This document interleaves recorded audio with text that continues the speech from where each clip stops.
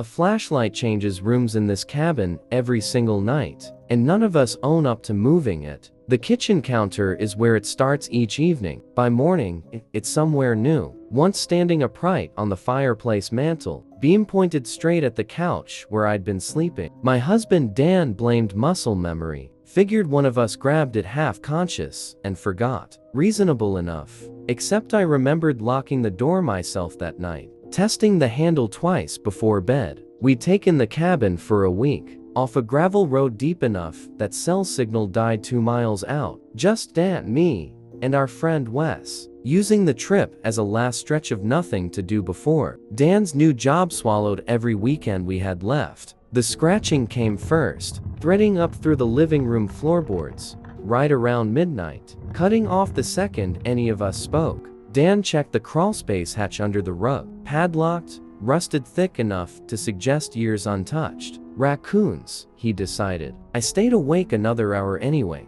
listening for it to start again. It didn't. Silence has a way of feeling worse than the sound does. Night 2 brought a muddy footprint on the hardwood, pointing toward our bedroom door, too large for any shoe in the house. The flashlight had moved again by then, and Wes found the bread missing from a sealed bag on the counter. No crumbs, no torn plastic. Every door locked from the inside, every window latched. Whatever moved through this house wasn't using an entrance any of us had checked. By the third night, sleep had stopped being an option.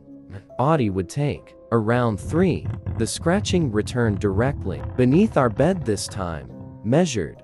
Patient. The exact rhythm of someone testing which board would take their weight without a sound. Morning brought something close to relief. The hatch, still padlocked, nothing disturbed. For 10 minutes we ate breakfast like people on an ordinary trip. Wes joking about a raccoon with a grudge. All 3 of us actually laughing. For those 10 minutes, I believed we'd talked ourselves into fearing nothing real. Then I saw the window, a single word written into the dust on the inside of the glass. Facing the room instead of the yard. Quiet. Dan's jaw set. He said we were leaving. No packing.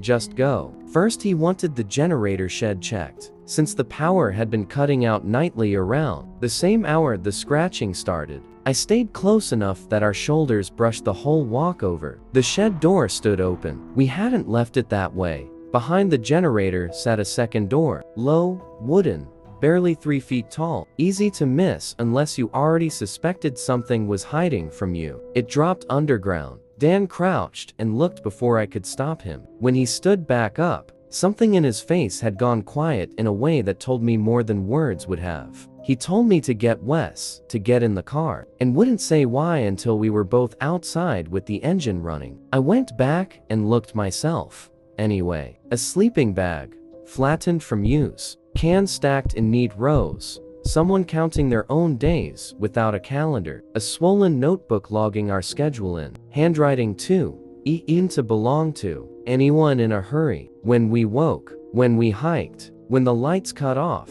timed almost to the minute, carved into the support beam at eye level. 5 words weighted, the way the message on the glass had. I know which floorboard doesn't creak. We ran for the car. Wes spotted him first, standing at the tree line, close enough to register as a man-shaped outline, too far to make out a face, not hiding anymore, just watching us go. The way someone watches a door they expect to open again. We called the property company. The second signal returned at the trailhead. Deputies arrived 2 hours later. What they found underground turned the week from something we'd survived into something we'd apparently been living inside the entire time without knowing it. The tunnels ran beneath nearly every room, cut through the floor joists, wide enough for a thin man to move on his stomach without sound. The previous caretaker, a man named Colton, had lost the property in a legal dispute 18 months back and never actually left the area. Neighbors described him as quiet, helpful, the kind of man nobody thought twice about. He wasn't found that day. Deputies found more tunnels instead, some in recent use, stretching under at least 2 other rental cabins on the same road, stocked and waiting, as if he simply relocated whenever a house got too crowded for comfort. We left without the deposit, without Wes's folded clothes still sitting on the bed. Nobody suggested a detour back for them. These days, I check under every rug in every rental before I unpack. And I ask, directly, whether any hatch on the property leads somewhere nobody can see the bottom of. 3 weeks after we got home, package arrived with no return address. Inside sat the same brand of flashlight from the cabin. Batteries fresh, already switched on. Beam angled straight up at whoever lifted the lid. Dan calls it a shipping mix-up. I've stopped calling it anything. I just understand now what it means to be told, without a single spoken word, that someone still remembers exactly which room you slept in, and hasn't finished deciding what that's worth to him. The trail camera on our property wasn't pointed at the woods. It was pointed at our bedroom window, and it already had 17 days of footage before we ever arrived. My boyfriend Ryan and I had rented a hunting cabin for a long weekend, 40 minutes from the nearest town with reliable signal. The property came with 2 trail cameras mounted along the tree line, standard for the place, meant to track deer for the next season's hunters. Ryan wanted to check the footage.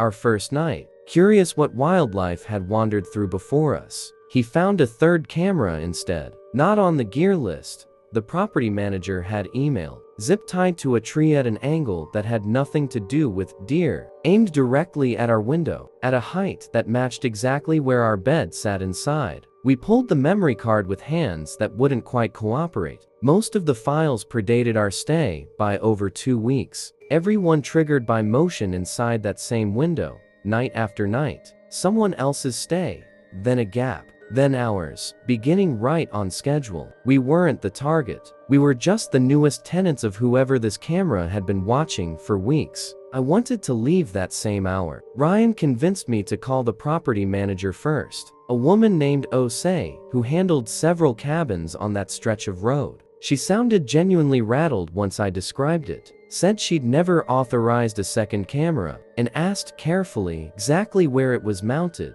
Something in her voice changed the second I told her. That's the same tree, she said.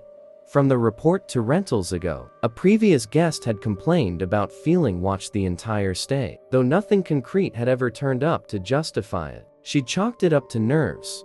First night jitters. The kind of thing isolated cabins do to people. She hadn't connected it to an actual camera, because nobody had ever found one before us. We kept scrolling through the footage after that call, and for about 20 minutes we let ourselves believe the worst was over. We had proof. Now, we could report it, get our deposit back, laugh about it eventually. Ryan even started packing calmly. Then he stopped on a clip from 4 nights earlier. A figure walked directly up to the camera, adjusted the angle by a few careful degrees, and walked away unhurried, comfortable, like a man checking his own mailbox. His face stayed hidden under a low cap. His boots didn't. Worn, mud-caked work boots, the same brand and wear pattern as the pair sitting on the caretaker's own porch when we'd picked up our keys 2 days earlier. Frank, the man everyone in town knew by name, the one who'd worked that property over a decade, the one Osei herself had vouched for without hesitation. We didn't want to accuse anyone standing on a dead-end road with no signal. We packed what we could reach fastest and drove toward the main road to call the sheriff directly. Halfway down the driveway, our headlights swept across someone standing motionless at the edge of the trees. No vehicle nearby, no flashlight, just a shape watching us pass. We didn't stop. Neither of us spoke for most of the drive. We called from a gas station 40 minutes out, voices low, even though there was no one left to overhear. Deputies searched the property the next morning. They found a second hidden camera angled at a different window, and beneath a loose porch board, a folder of printed photographs. At least 3 previous sets of renters, taken through that same glass, spanning close to 2 years. For a moment, watching them bag the folder, I thought that was the end of it. Then the deputy in charge told us Frank's truck was gone from his own property, and his porch light was already on, timed, automatic, glowing steadily. Whether he came home or not, he still hasn't been found. The property company pulled the listing within the week. The sheriff's office confirmed the case remains open, though everyone involved seemed to already know the answer. Nobody wanted to say out loud in front of us. 2 months later, Ryan's personal cell phone rang, a number he'd never given anyone connected to that trip. No one spoke when he answered, just breathing, slow and unhurried, for 11 seconds. Then the line went dead. Caller ID read blocked. He changed his number within the week and told almost no one. The new one, not even his mother. I still think about that porch light sometimes, on its timer, burning every night. Whether Frank ever comes home to see it or not, like it's still waiting for someone to walk up that path and let themselves back inside.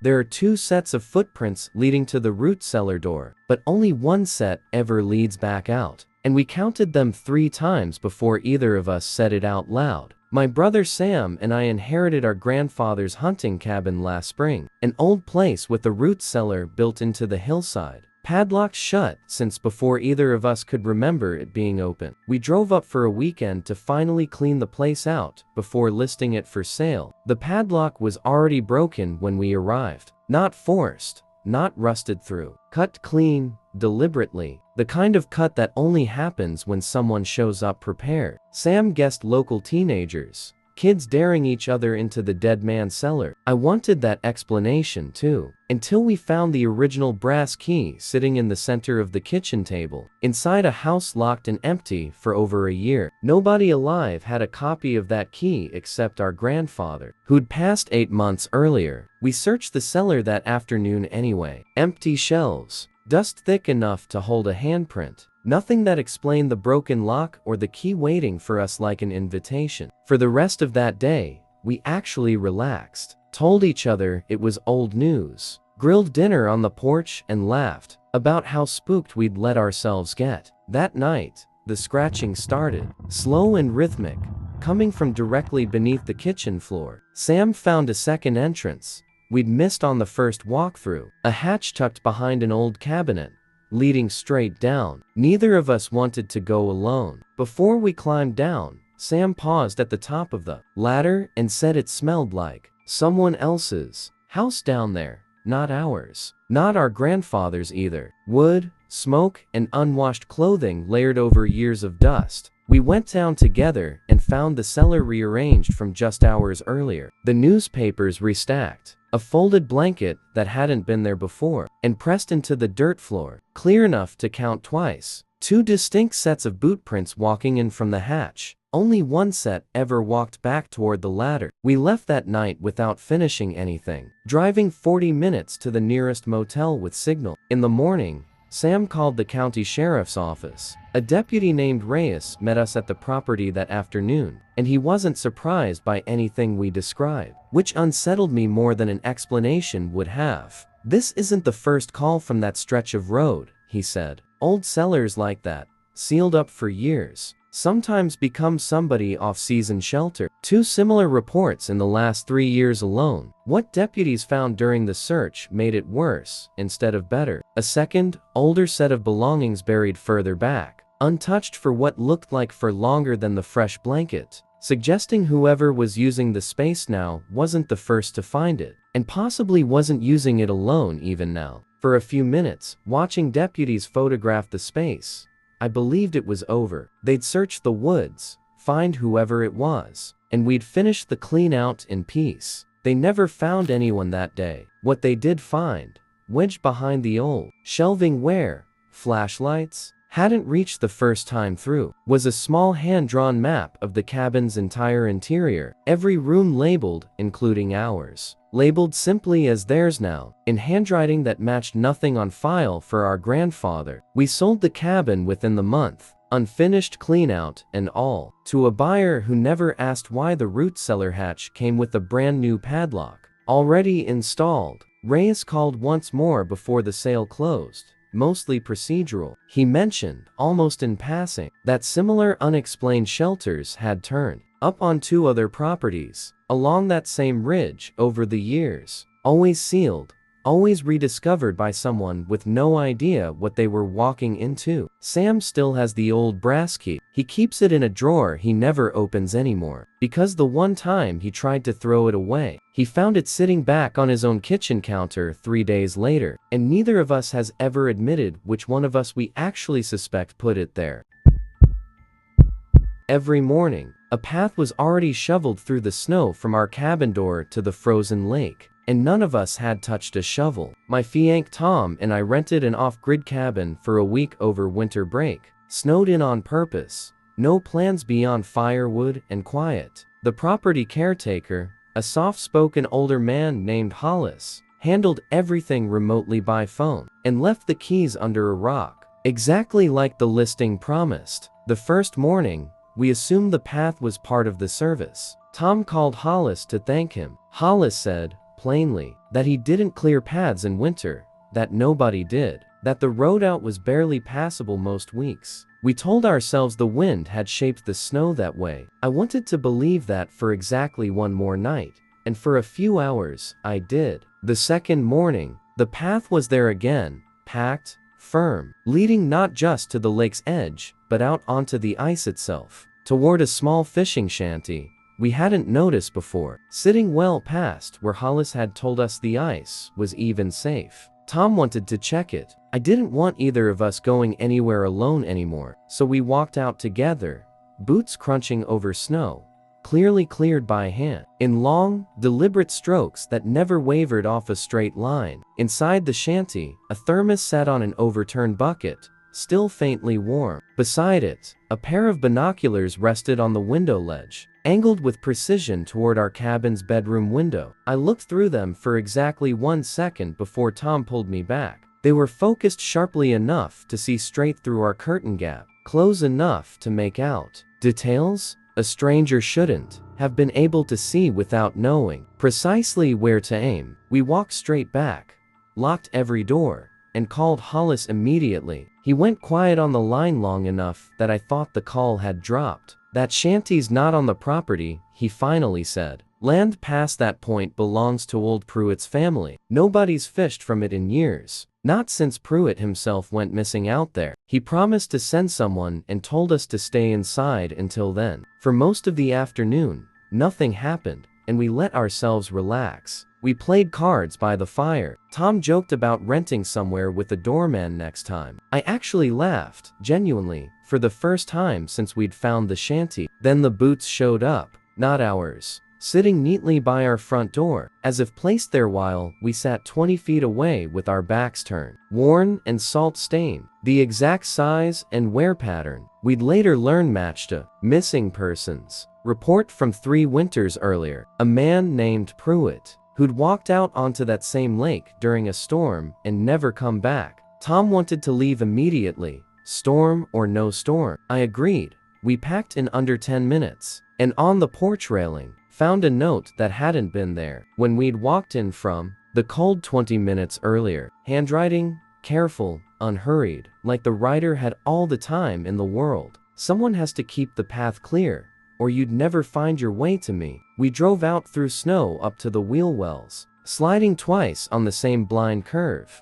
and didn't stop until we reached the nearest gas station with a working payphone. The sheriff's office took our report calmly, almost too calmly, the way people respond when a story confirms something they'd already quietly suspected. Deputies searched the shanty 2 days later. Once the roads cleared, it was empty. No thermos, no binoculars, nothing left behind except one detail.